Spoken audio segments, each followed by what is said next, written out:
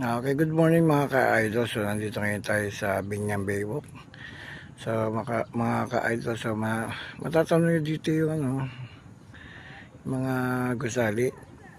Diyan yan sa Pasig yan. Malapit yan dyan sa may sa may Parañaque. Yan. Pasig yan. Banda rito, Parañaque to eh. Yan. Tapos yung malalaking building yan. Ayan mga ka-idol.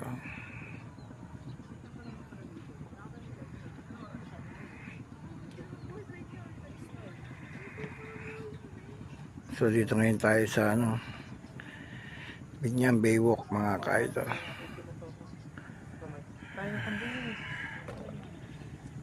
So hindi na nalilinis ang ang pinupunta ng mga kambing nataian at basura puno na, wala kumukuha. So yan po yung Laguna Lake mga kalods. Hindi kitang bundok ng yung Parizal mga ka-idol.